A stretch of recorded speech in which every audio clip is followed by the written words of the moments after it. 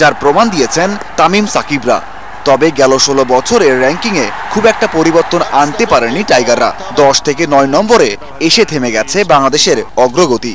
এমন সময় আইসিসি করতে যাচ্ছে দ্বি-স্তরের টেস্ট ক্রিকেট ব্যবস্থা। এই ব্যবস্থা চালু হলে বিপদেই পড়তে হবে বাংলাদেশকে। নেগেটিভ ইম্প্যাক্ট পড়ার সম্ভাবনা আছে এই জন্য যে আমাদের যে র্যাঙ্কিং এই মুহূর্তে আছে, আমরা বেশ তলানির দিকে আছি। এই ফর্মেটে আমাদের যত আমরা বেশি খেলবো তত আমরা ডেভেলপ করতে পারবো। আর যেহেতু কথা উঠছে একটা দুটো পর্যায়ে টেস্ট ম্যাচ হবে, সেখানে কিন্তু আমরা যদি কোনো কারণে নিচের লেভেলে চলে যাই তখন আমাদের জন্য আবার পরীক্ষা দিয়ে আসতে হবে প্রথম স্তরে।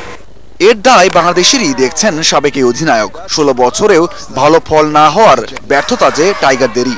16 বছর ধরে আমরা টেস্ট খেলছি এবং 16 বছরে আমাদের যে ডেভেলপমেন্ট করে যে জায়গাটা যাওয়ার কথা ছিল সেখানে আমরা যেতে পারিনি। এটা 16 বছরের ব্যর্থতা। কিন্তু তারপরেও আমি বলবো যে যেহেতু আমাদের র্যাঙ্কিং আমাদের ওইখানে নেই, আমাদের এখনো অনেক সময় আছে। টেস্ট ক্রিকেটে উন্নতির পথও দেখালেন আইসিসিতে কর্মরত Aminul Islam. Solid test player যারা টেস্ট খেলবে শুধু সেই ধরনের প্লেয়ার আমরা যদি খুঁজে বার করতে পারি তাহলে কিন্তু আমরা অবশ্যই ভালো করতে পারবো। হয়তো একটা সাময়িক সময়ের জন্য বা অল্প সময়ের জন্য হয়তো আমরা দ্বিতীয় স্তরে থাকতেও পারি যদি এই ফরম্যাটটা চালু হয়। আইসিসির পরবর্তী সভায় এই প্রস্তাব অনুমোদন পেলে 2019 সালে চালু হবে এই ব্যবস্থা। Mazharul Islam, Independent News, Dhaka. Premier hockey লিগে বাংলাদেশ স্পোর্টিং ক্লাবকে 4-3 গোলে হারিয়েছে মোহামেডান। সাধারণ বীমাকে 2-1 গোলে হারিয়েছে অ্যাজাক্স স্পোর্টিং ক্লাব। মৌলানা ভাসানী হকি স্টেডিয়ামে প্রথম ম্যাচে 10 মিনিটেই রানার গোলে এগিয়ে যায় মোহামেডান। 2 মিনিট পর লিড দ্বিগুণ করেন চন্দন। 17 মিনিটে ব্যবধান 3-0 করেন সালমান। বিরতির পর তাসবার আব্বাসির গোলে 4-0 গোলে এগিয়ে যায় সাদা কালোরা। এরপর 50 মিনিটে বেলাল এবং 63 ও 69 মিনিটে প্রিন্সের গোলে হারের ব্যবধান কমায় বাংলাদেশ স্পোর্টিং। আরেক ম্যাচে 22 ও 46 মিনিটে 2 গোলে এগিয়ে যায় অ্যাজাক্স। গোল করেন অ্যাজাক্সের প্রশান্ত। 64 মিনিটে সাধারণ বীমার হয়ে 1 গোল শোধ করেন মহসিন। এখনো পর্যন্ত 17 পয়েন্ট নিয়ে শীর্ষস্থানে রয়েছে মোহামেডান ও আবাহনী। টেনিস বিশ্বকে চমকে দিয়ে ফ্রেঞ্চ ওপেনের শিরোপা জিতলেন গারবাইন মুগুরুজা। শনিবার রোলা গারো ফাইনালে এই মার্কিন টেনিস তারকা সেরেনা উইলিয়ামসকে 7-5, 6-4 গেমে হারিয়ে ক্যারিয়ারের প্রথম গ্র্যান্ড স্ল্যাম শিরোপা জেতেন চতুর্থ বাজে মুগুরুজা।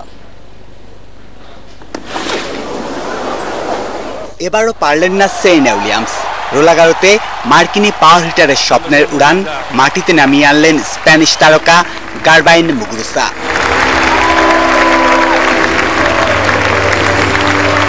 গত বছর উইম্বলডনের ফাইনালে মুগুরুজাকে হারিয়ে শিরোপা জিতেছিলেন সেরেনা উইলিয়ামস। তবে এদিন শুরু থেকেই ছন্দহীন সেরেনা। পাওয়ার টেনিসের প্রদর্শনী বসে এনে 7-5 গেমে প্রথম সেট জিতে নেন 22 বছর বয়সী মুগুরুজা। দ্বিতীয় সেটেও একই ছন্দে স্প্যানিশ তারকা।